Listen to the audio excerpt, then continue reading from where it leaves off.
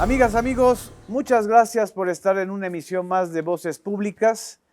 Hoy, enero 2022, iniciando este año, el tema de la variante Omicron y del COVID-19 vuelve a ser central como preocupación de la salud pública en México.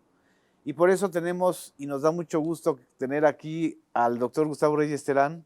Muchas gracias, Gustavo. Contrario, gracias, Genaro. Nuevamente, gracias. Y hace menos de un mes, unos 18 días, estábamos platicando en una entrevista anterior sobre lo que se veía venir. Así es. Y que ya llegó, es decir, ya la variante Omicron, en el caso de Estados Unidos, en un día provocó 1 millón de contagios. En México está aumentando el número de contagios, aunque no el número de hospitalizaciones ni de casos graves. ¿Cómo podríamos hacer el resumen de lo que está sucediendo, doctor? Bien, bueno, gracias nuevamente. Es un gusto estar aquí. Y en resumen, lo que ha pasado desde la última vez que nos vimos, que fue hace más o menos 4 semanas, ha pasado muchísimas cosas, la ciencia ha avanzado enormemente y muchos conceptos que en aquel entonces no se habían clarificado bien, ahora se tienen ya mucho más claros.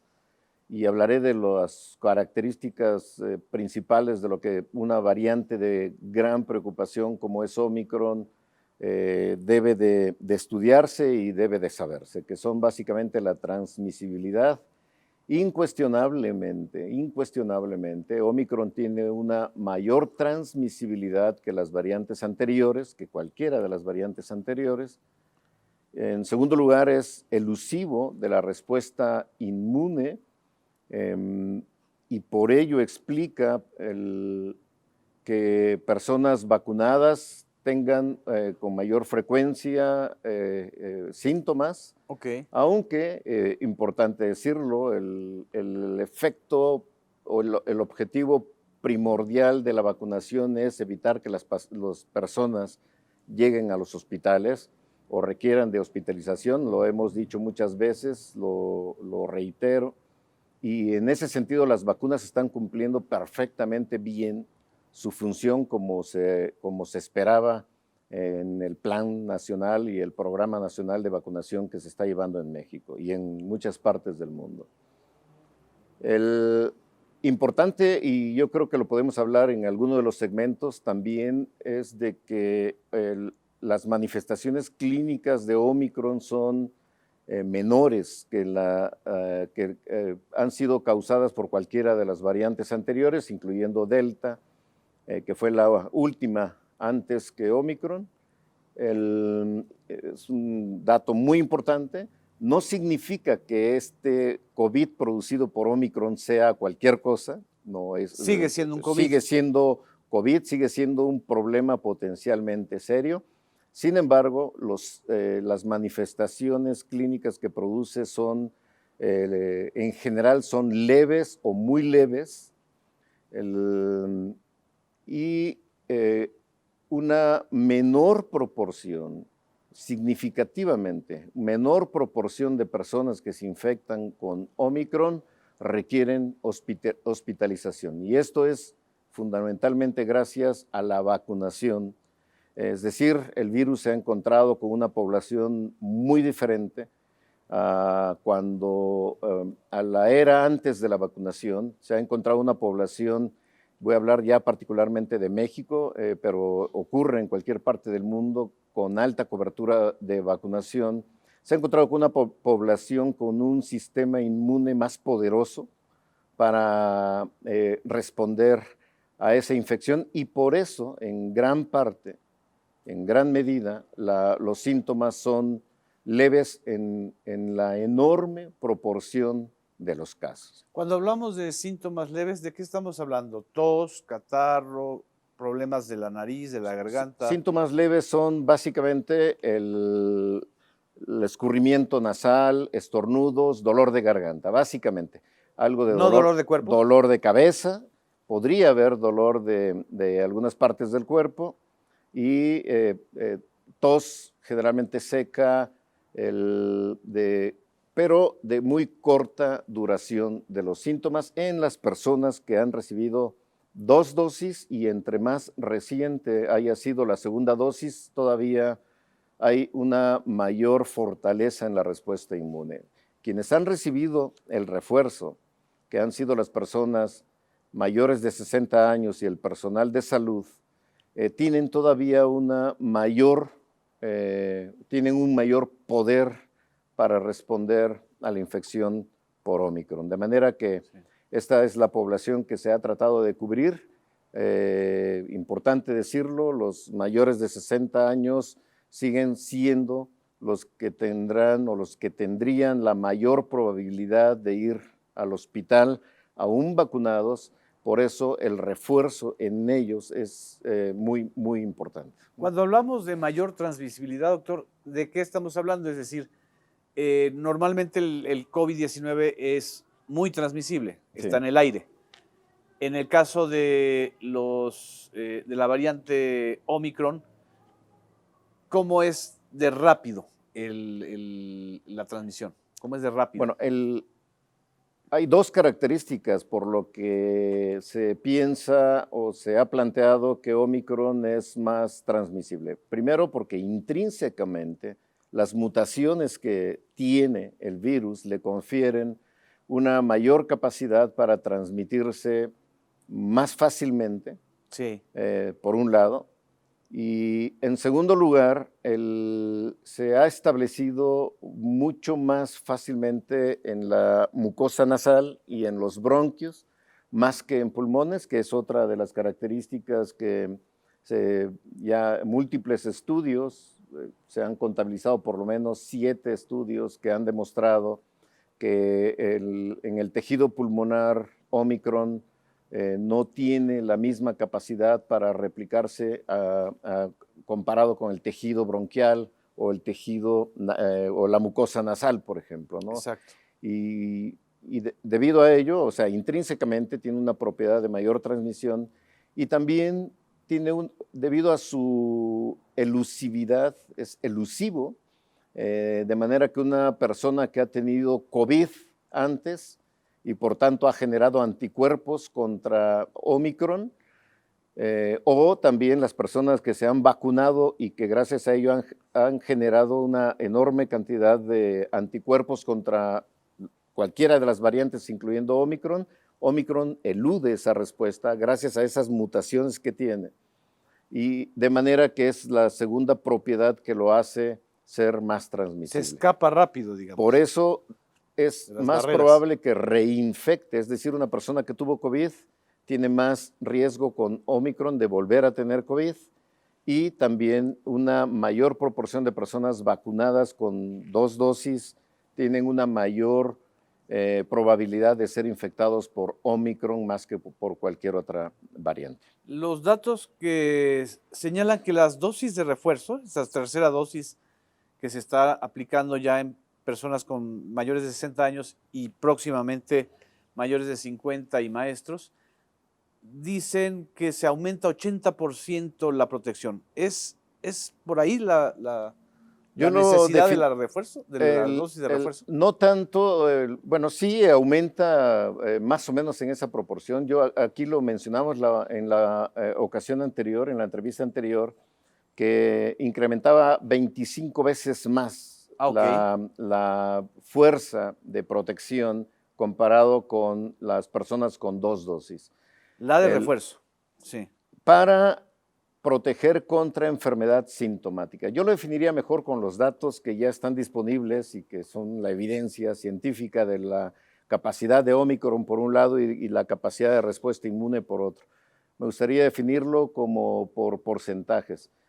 Una persona doblemente vacunada con más de 6 meses o con 6 o más meses de haber recibido la segunda dosis tiene un 75% de probabilidad de tener síntomas por Omicron. No significa que se vaya al hospital, síntomas, que generalmente son leves o muy leves, y una baja probabilidad de requerir hospitalización. Es decir, 3 de cada 4 personas. Por eso estamos viendo una enorme cantidad de contagios en la comunidad. En segundo lugar, el refuerzo el refuerzo aumenta todavía la probabilidad de resistir a la infección, por un lado, y de tener síntomas por Omicron. La persona que tiene las 3 dosis, por ejemplo, solamente el 7% de ellas van a tener síntomas, más o menos. Esto es de acuerdo a los resultados de un estudio hecho en Dinamarca, 7%. Del 75% con 2 dosis, 7% con 3 dosis. Y las personas que han tenido COVID y luego se han vacunado, tienen todavía una menor probabilidad de tener síntomas si se infectan por Omicron. Y aquí puedes construir un muro contra Omicron, ¿no? Las personas que han tenido COVID y las 3 dosis, pues van a tener una mínima probabilidad de infectarse y mínima probabilidad de tener síntomas en el dado caso de que se infecten. El siguiente bloque del muro son las personas que les ha dado COVID y tienen 2 dosis, también tienen muchísima resistencia a la infección y a tener síntomas. Enseguida, el siguiente bloque del muro serían las personas que nunca han tenido COVID y que tienen 3 dosis. Enseguida estarían las que tienen 2 dosis, después la de 1 dosis y al final los de mayor riesgo de tener síntomas y de tener complicaciones por COVID serían las personas no vacunadas. Y de las personas no vacunadas, las que tengan edades mayores de 60 años, las que tienen condiciones crónicas, las que estén inmunocomprometidas por una infección como VIH o inmunosuprimidas por recibir tratamiento para el cáncer o para enfermedades autoinmunes, o diabetes descontrolada, o hipertensión descontrolada, u obesidad. Este grupo no vacunado es el que vamos a estar recibiendo en los hospitales, de manera que una vez más les pedimos que busquen vacunarse. Va a ser la protección que tendrán en contra no solamente de Omicron, sino de cualquier variante que pueda surgir. En el caso de las personas que solo tienen 1 dosis de la vacuna y han perdido la posibilidad de la segunda dosis o se ha retrasado, ¿cómo actúa el muro? Está dentro de los que tienen más probabilidades de infectarse, tener síntomas y complicarse. Y más si tienen una condición crónica subyacente. A estas personas lo que hay que decirles y hay que tratar de convencerlas es de que vayan y busquen cuanto antes la vacunación, pues es la única manera de bajarle a los riesgos para que puedan complicarse y demás, ¿no? Aquí es muy importante, doctor, estamos hablando de todos los tipos de vacuna, porque luego también la sobreinformación o la saturación de información empieza a la estamos hablando variación. De todas las vacunas que se han aplicado en México, todas. Absolutamente todas. Absolutamente todas. Sí, he visto una enorme discusión en las redes sobre todo, pero pienso que son discusiones perjudiciales más que benéficas. En este momento todas las vacunas protegen, lo han demostrado, contra lo que deben proteger. Evitan que una persona llegue al hospital, requiera oxígeno, requiera ventilación mecánica o que se muera. En ese contexto es como debe verse, más aún con una infección, un virus altamente transmisible como es la variante Omicron de SARS-CoV-2. Quien adquiera ahorita la variante Omicron, ¿qué tratamientos son los recomendables, doctor? Bueno, hay tratamiento. Yo diría que lo primero sería aislarse y tratar de evitar esta cadena de transmisión que se está observando y que se ha dado. Y se da mucho voy a meter aquí un concepto que me parece que es importante que lo tengamos en mente, se llama el tiempo de generación. Tiempo de generación. Sí, que es un concepto que se usa en poblaciones humanas, en microbiología, en evolución sobre todo. y que significa el tiempo en que, epidemiológicamente hablando, desde el punto de vista epidemiológico, que es para lo que debemos usarlo aquí, porque en poblaciones humanas se puede utilizar, por ejemplo, el tiempo de generación o de en la que se produce una generación humana, pues son 22 a 33 años, ¿no?, de edad en una persona, que es el tiempo que ocurre para tener una nueva generación. Ese es el tiempo de generación en una población humana. Pero el tiempo de generación en un virus, en epidemiología y en virología específicamente es el tiempo en que un virus infecta una célula, sale de la célula a infectar a otra. Ese es el tiempo de generación virológico. Pero en epidemiología es, si una persona se infecta hoy, ¿en qué momento puede transmitir la infección a otra persona? Y esa otra persona a quien ha infectado, ¿en qué tiempo le transmite la infección a una tercera persona? Ese es el tiempo de generación en días, epidemiológicamente hablando, que es importante y lo voy a explicar por qué. Porque puede tener trascendencia de lo que vaya a ocurrir con Omicron próximamente. Sí. El tiempo de generación de Delta, por ejemplo, es de 4.5 días más o menos. Es decir, ese es el tiempo promedio en el que una persona infectada por la variante Delta puede transmitir la infección a otra y a quien infectó a otra persona. Ese es el tiempo 4.5 días. Omicron parece, o al menos los datos disponibles hasta ahora, indican que su tiempo de generación es de 2.2 días. 2.2 días. Es prácticamente la mitad de lo que produce Delta. Por eso estamos viendo una generación de infecciones. Es una bala, o sea, va rapidísimo. En efecto. Y el tiempo de incubación también debe ser más corto. El tiempo de incubación con Delta es el tiempo en que... Tiempo de incubación es el momento en que entra el virus y produce síntomas. Tiempo de incubación en Delta es alrededor de 5 días más o menos. Con Omicron parece que puede ser entre 2 y 3 días y ha sido tan corto como 24 horas. Es realmente un virus muy rápido para transmitirse, muy rápido para producir síntomas.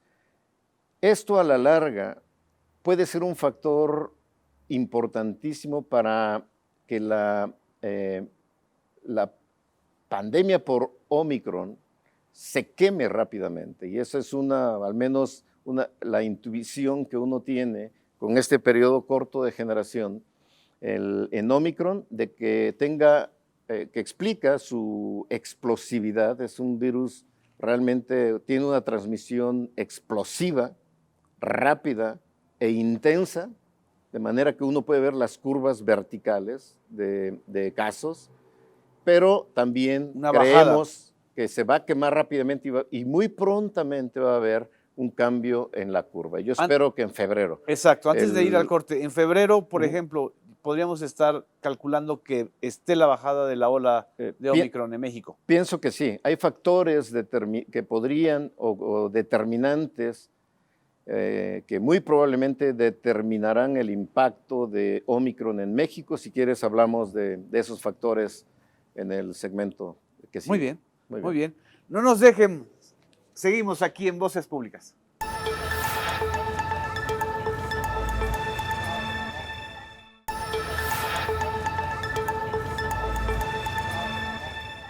Amigas, amigos, continuamos con esta entrevista especial sobre la variante Omicron, su impacto en México, el impacto y la necesidad de que todos estén vacunados con las 2 dosis, la necesidad también de reforzar con la vacuna que va a empezar, que ya empezó a aplicarse con las personas mayores de 60 años.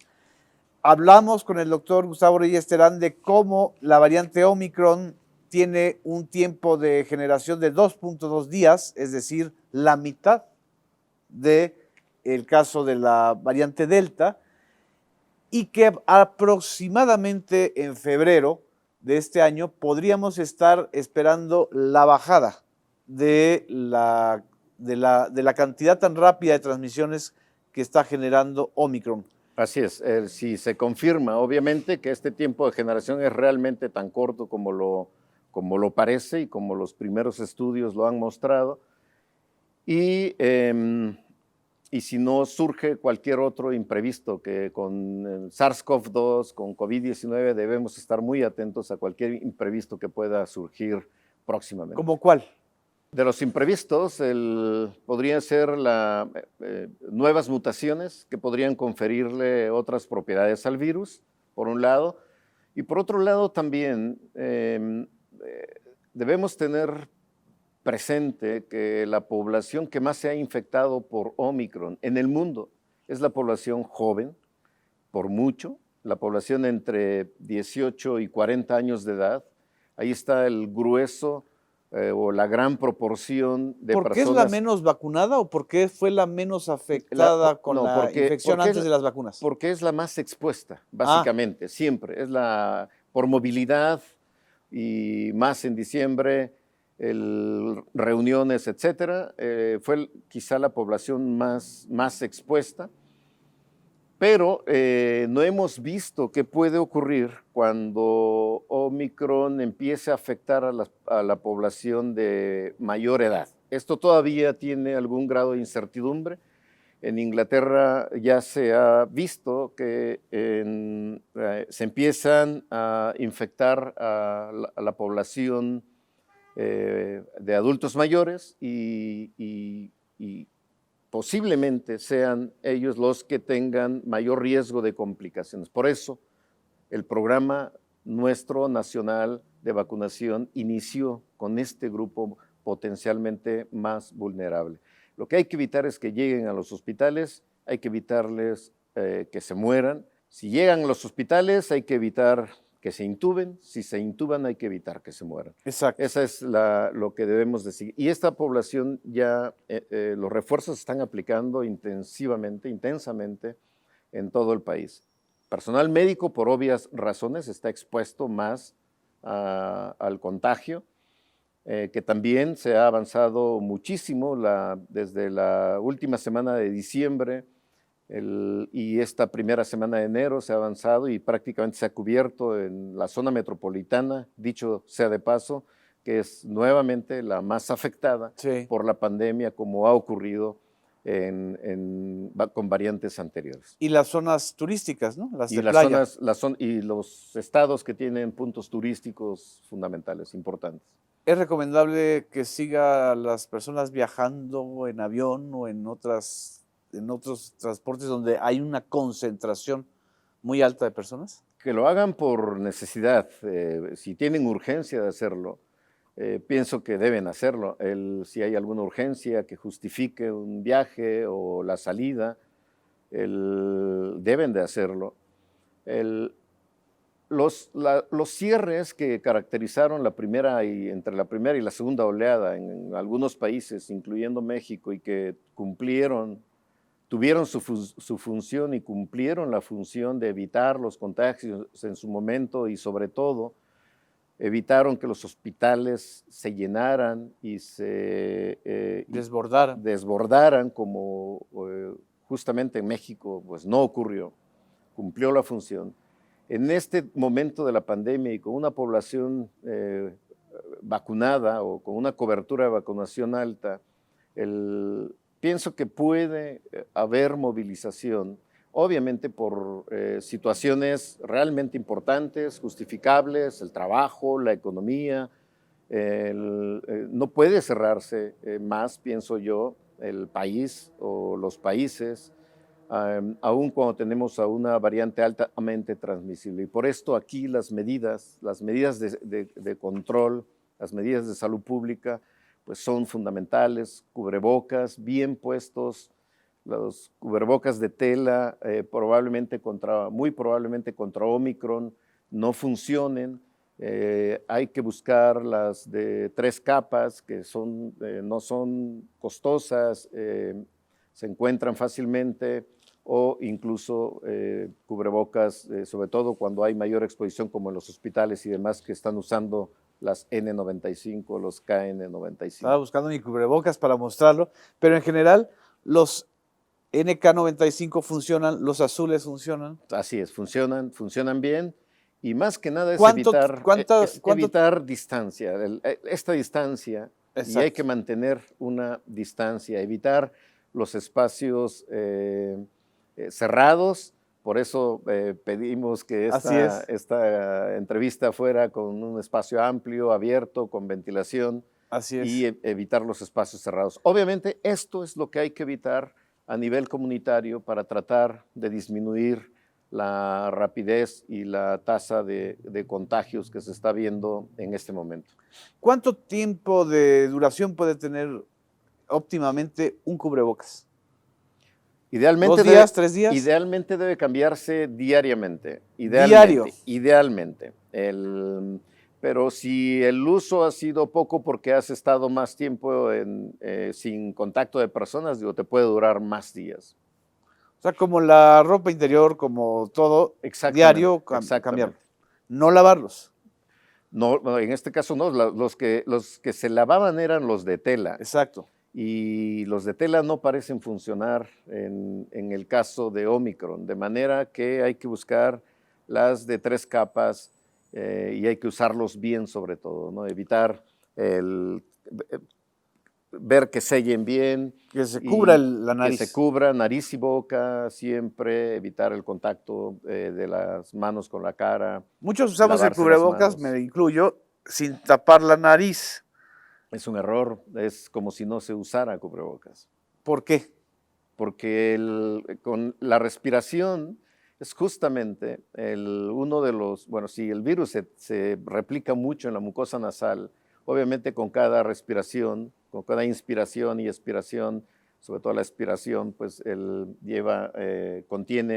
contiene virus. Y si estás a una distancia menor de 2 metros, yo diría menor de 3 metros inclusive, el riesgo de que si estás en un espacio cerrado, obviamente el riesgo de que puedas infectarte está presente, ¿no? Y si es un espacio cerrado, completamente cerrado, con mucha gente, como se ha observado en las reuniones que hubo en diciembre, pues no es nada raro que el total de las familias se hayan infectado con Omicron. Claro. Eso es lo que ocurrió, de hecho, ¿no?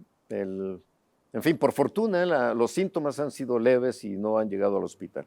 Pero regresando a tu pregunta de los tratamientos o de los factores que podrían determinar el impacto, no sé por cuál de los dos quisieras que yo empezara. Tratamientos, yo creo que porque hay otra vez hay una cantidad excesiva de información sobre medicamentos que no están disponibles, ¿no? O que no están autorizados. Bueno, hay medicamentos que han demostrado eficacia y que están o no están disponibles.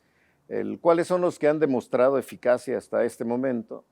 La dexametasona exclusivamente en pacientes hospitalizados y muy graves. ¿Solo en hospitalizados? Solo en hospitalizados y muy graves que requieran oxígeno o que estén intubados. Por ningún motivo debe darse dexametasona, como lo estamos viendo y también lo discutimos aquí en una de las entrevistas. Así es. Por ningún motivo debe darse en un paciente ambulatorio. Así es. No hay ninguna justificación y puede entorpecer al sistema inmune de una persona. Muy importante, esto es un hallazgo muy reciente sobre la inmunidad innata. Y también me gustaría decir algo de la inmunidad celular en el caso particular de Omicron. Sí. Pero la inmunidad innata es una de las respuestas más rápidas que tiene el organismo humano para responder contra una infección, en este caso contra el virus. La inmunidad innata básicamente está constituida por la producción rápida de proteínas que interfieren contra la infección de un virus a la célula. Vamos a plantearlo en la nariz, por ejemplo. Sí. Que interfieren y por eso se llaman interferones, ¿no? Son proteínas de muy bajo peso molecular que cuando un virus infecta una célula, los interferones evitan que ese virus infecte a otras células. Las variantes anteriores a Omicron desactivaban esta respuesta innata o natural de una persona y por tanto era más fácil que se estableciera la infección e incluso migrar hacia pulmones o migrar hacia otros órganos. En el caso de Omicron no tiene esa capacidad de interferir con estas proteínas, o sea, no apaga esta respuesta y por tanto es otro factor que podría explicar por qué los síntomas con Omicron son más leves. Y ese es un hallazgo que apenas se publicó, me parece que esta mañana o ayer. Hoy. Entonces, pero es muy importante. Si esto se demuestra, entonces sería otro de los factores que podrían explicar por qué Omicron no está produciendo los síntomas graves como otras variantes lo han hecho previamente. No está destruyendo la inmunidad innata, digamos, esa es la... La inmunidad innata está respondiendo muy bien y está contribuyendo a la inmunidad adquirida por la vacunación para tratar de disminuir el impacto de Omicron en el cuerpo, en el humano, ¿no? ¿Cómo reforzar la inmunidad innata? Ya hablamos de que la inmunidad adquirida es con las vacunas. Nada, no hay que reforzarla en ese momento. Está presente, es una inmunidad natural. No hay que tomarse medicamentos. No hay que tomar medicamentos para ello. Bueno, regreso al punto del tratamiento. De los medicamentos que han demostrado eficacia están Remdesivir, que inicialmente demostró que reducía el tiempo de estancia hospitalario de las personas que lo recibían, pero que últimamente, en las últimas semanas, demostró Remdesivir que si es dado dentro de los primeros 5 a 7 días del inicio de los síntomas, disminuye la probabilidad de hospitalizar a la persona y de que la persona infectada se muera. En los primeros 5 días. Los primeros 5 días de preferencia de tratamiento.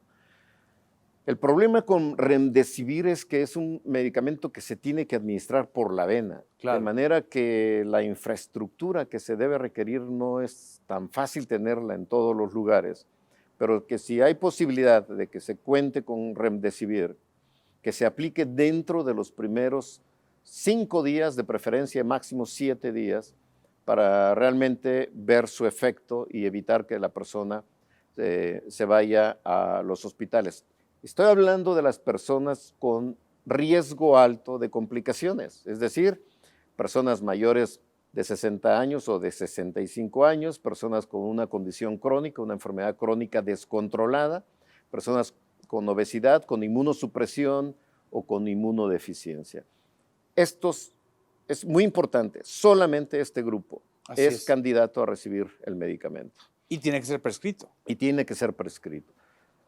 Otros antivirales de acción directa sobre el virus son Molnupiravir, que también lo hablamos en alguna ocasión aquí, y que inicialmente había mostrado una eficacia del 50% para evitar hospitalización cuando se daba a las personas con alto riesgo de complicaciones. El problema con Molnupiravir es que cuando se analizaron los datos finales, no fue cierta este 50% de eficacia, sino su eficacia real se disminuyó al 30% y eso ya le complicó las cosas, ¿no? Tanto que la FDA aprobó el medicamento para darse en personas con alto riesgo en el dado caso, es decir, condicionado a que no hubiese algo mejor para ofrecerle a esa persona. ¿Antibióticos en algún caso? Y algo mejor es el tercer medicamento que la FDA ha aprobado para el uso específico contra COVID, que es se llama Paxlovid en Estados Unidos, así lo ha llamado la empresa, es de Pfizer, Molnupiravir es de Merck, y Paxlovid es a lo que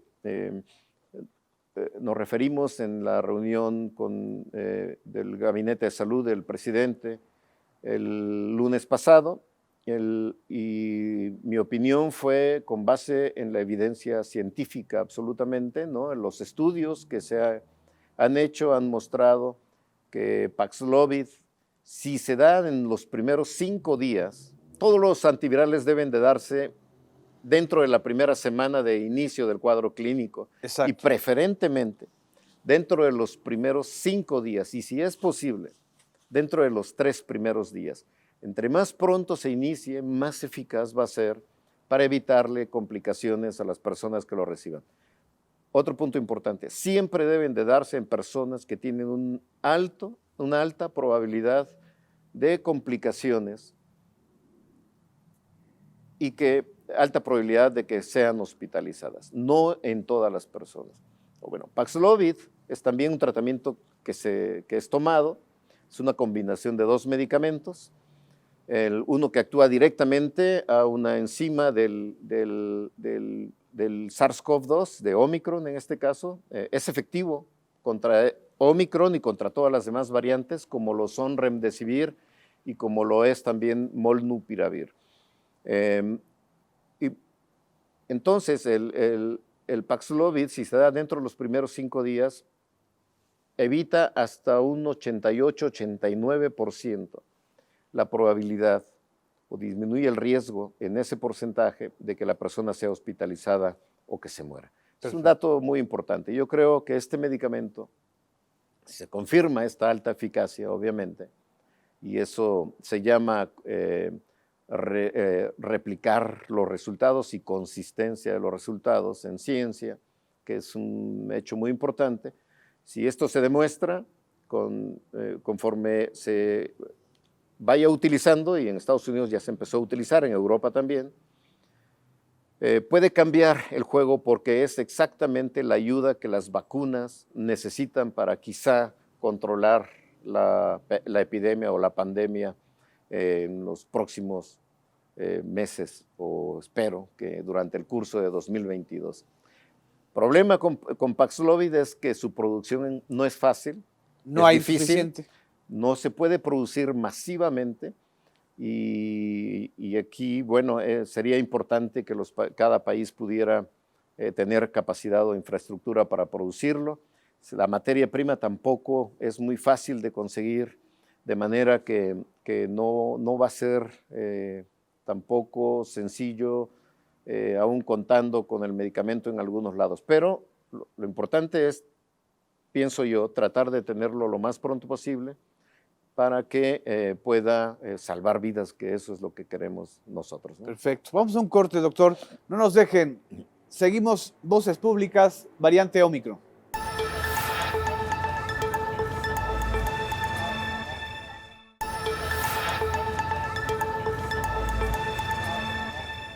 Amigas, amigos, continuamos con esta entrevista especial con el doctor Gustavo Reyes Terán sobre la variante Omicron.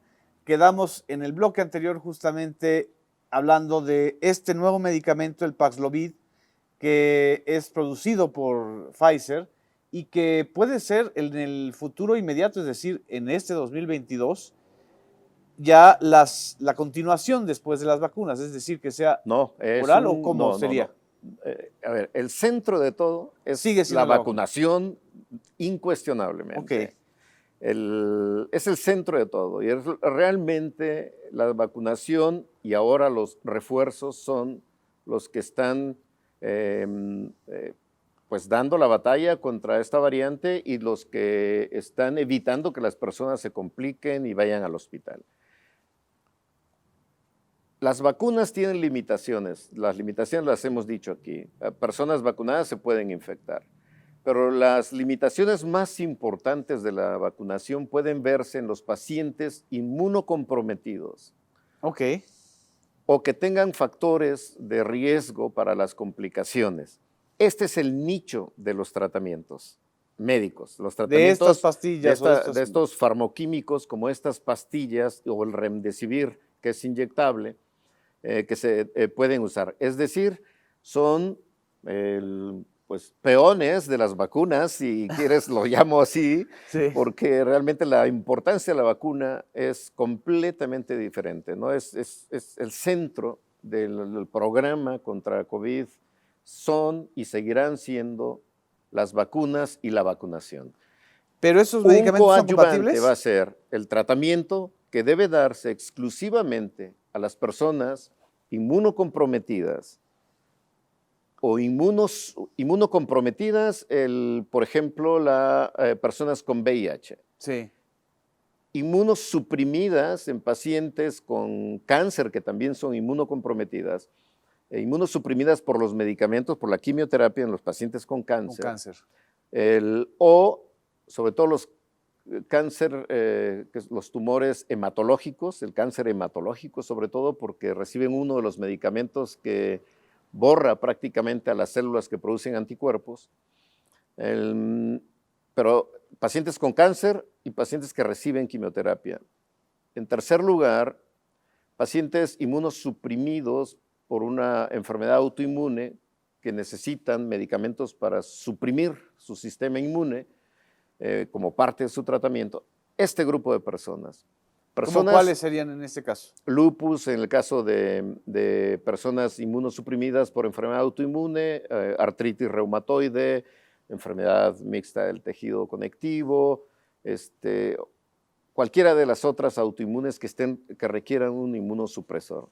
Pacientes con cáncer, con cualquier tipo de cáncer. Cualquier tipo de cáncer. Sobre todo los hematológicos como linfoma, leucemia, y pacientes con VIH o con otras inmunodeficiencias no adquiridas, por ejemplo, también son candidatos. Pero también los pacientes con enfermedades crónicas. ¿Diabetes? Y personas, sí, sobre todo las personas con más de 65 años de edad. Ok. Donde el sistema inmune también tiene problemas y que podrían ser la población vulnerable, ¿no? Y personas con diabetes, sobre todo diabetes descontrolada, personas con hipertensión arterial descontrolada, podrían ser candidatos, o personas con obesidad mórbida, se llama una obesidad extrema, podrían ser el nicho del uso de los medicamentos que he mencionado. Para quienes no están escuchando, doctor, ¿cómo proteger mejor a los niños de las enfermedades respiratorias? No necesariamente, bueno, incluyendo al Ómicron, ¿no? La vacunación, nuevamente. Hay vacunas contra influenza y están indicadas en los de 6 meses y más de edad. Es importante que se hayan vacunado ya. Se avanzó mucho antes del fin de año. Una buena proporción de las personas en México que debieron vacunarse contra influenza ya lo hicieron. Todo el personal de salud, por ejemplo, ya se vacunó contra influenza. Los niños ya se han vacunado contra influenza. Y desafortunadamente para otros virus como el sincicial respiratorio no tenemos vacunas aún, no hay vacunas aún. Sin embargo, en muy poco tiempo habrá vacunas pienso yo que quizá a fines de este año se tenga ya, por lo menos se estén ya en los ensayos clínicos en fases apropiadas para ver la eficacia de las vacunas contra sincicial respiratorio. Y yo confío en que lo sabrá. Le interrumpí, pero estábamos terminando este asunto de los medicamentos. ¿Qué son los otros medicamentos? Otros medicamentos. De los otros medicamentos que la FDA ha aprobado y que también COFEPRIS ha aprobado para su uso de emergencia en México contra COVID. Bueno, tocilizumab es otro que después de una discusión enorme en todos los sitios, en redes sociales, científicas, médicas, etcétera. Hubo un estudio final que le encontró un nicho, pero el nicho de tocilizumab es muy pequeño, ¿no? Debe darse exclusivamente en las personas que están muy graves, requiriendo oxígeno, que están recibiendo esteroides, dexametasona en este caso, que es el fármaco de elección para disminuir la mortalidad y que lo ha demostrado, y en caso de que aún teniendo dexametasona sufran un deterioro clínico, ese es el nicho que tocilizumab debe de tener y es clínicamente donde está justificado su uso. Se le conoce como inhibidor del IL-6, ¿verdad? Ningún otro momento más. Sí, inhibe a la interleucina 6. Finalmente, la producción de interleucina 6 se interrumpe y la interleucina 6 es importante como una de las citocinas proinflamatorias más importantes que caracteriza esta fase tardía del COVID, ¿no? Que ya en algún momento también lo explicamos. ¿Esteroides de otro tipo? Pueden utilizarse de otros tipos, pero siempre en paciente hospitalizado. Lo equivalente a una dosis relativamente no alta de dexametasona. Exacto. Pero nunca, jamás los esteroides en pacientes ambulatorios, en pacientes que no requieran hospitalización. Es muy importante. Como tampoco están indicados en paciente ambulatorio ni ácido acetil salicílico, ni anticoagulantes de otro tipo, ni ningún otro medicamento. Una aspirina, ¿no? Ni ivermectina, ni ningún otro medicamento que habitualmente se utiliza masivamente incluso. Y ojo, esto puede ser contraproducente contra Omicron y esto sí podría causar que las personas que normalmente tendrían una infección leve y una manifestación leve que tengan complicaciones. Ok. El uso de Esto es una alerta a los médicos, es un mensaje a los médicos para que no los prescriban y también para la población en general, que en el dado caso de que alguno de los médicos que haya visto en un consultorio adyacente a las farmacias o en un consultorio particular que les hayan dado esta lista de medicamentos que yo mencioné que no deben darse en el paciente ambulatorio, que la población en general sepa y cuestione justamente estos medicamentos que podrían ser perjudiciales más que benéficos, ¿no? Paracetamol sí. Por supuesto, todos los sintomáticos se pueden dar, paracetamol, antiinflamatorios, podrían darse de acuerdo a los síntomas que se están presentando, ¿no? Sigue siendo importante la medición de la Muy oxigenación. Importante, siempre, es el quinto signo vital, es importante tener la medición antes para saber cuándo debe ir al hospital una persona. Pero todas las personas con riesgo de complicaciones es importante que sean vistos por los médicos en los centros de salud o en los hospitales si lo requieren los síntomas que presentan, ¿no? Una preocupación que se ha difundido mucho es este boom de las pruebas rápidas en las empresas farmacéuticas e incluso que hay empresas que están poniendo como condición el retorno de sus trabajadores que tengan estas pruebas rápidas. ¿Qué recomendación hay que darle a la población en este sentido, doctor? Primero, que las pruebas rápidas que detectan el antígeno del virus funcionan para el diagnóstico, pero obviamente no curan la infección, porque hemos visto una enorme cantidad que está yendo a hacerse la prueba pensando que es fundamental. Si estamos en una pandemia, un alto número de contagios en este caso por Omicron, que se transmite muy fácilmente, que si la población está vacunada, los síntomas generalmente van a ser leves. Si no se tiene ningún factor de riesgo de complicaciones, lo más importante es aislarse y cortar con la transmisión de la infección. El aislamiento, yo creo que es importante decirlo, se lo planteó la semana pasada los Centros de Control de Enfermedades en Atlanta, reducir en lugar de 10 días de aislamiento o de la cuarentena, reducirlo a 5 días en una persona que ya no tiene síntomas y a los 5 días puede interrumpir el aislamiento y ponerse un cubrebocas bien puesto e ir a hacer sus actividades. Esto ha sido debatido enormemente por expertos y por no expertos también, obviamente, pero los expertos han planteado que es importante hacer una prueba de detección de antígeno al día 5, día 6, y si la prueba es negativa, entonces con más tranquilidad pueden salir siempre con el uso del cubrebocas por todos lados. En los espacios cerrados o cuando haya gente alrededor, ¿no? Básicamente. Muy bien, doctor. Muchas gracias. Se nos ha ido rapidísimo el tiempo. Y un último mensaje para quienes nos están escuchando y viendo. En México hay suficientes vacunas, ¿no? En México hay suficientes vacunas, el programa nacional está avanzando, hay que hacer caso a las indicaciones, muy importante, hay que vacunarse, hay que ponerse el refuerzo cuando toque, son las mejores medidas o los bloques más fuertes, más sólidos para contrarrestar la alta transmisibilidad y sobre todo los efectos graves que podría causar Omicron, que son, todo lo indica, menores que las variantes anteriores. Muchas gracias, doctor. Muchas gracias a ustedes. Corten la infodemia, consulten a los médicos, compartan esta entrevista. Nos vemos próximamente en Voces Públicas. Gracias. Gracias.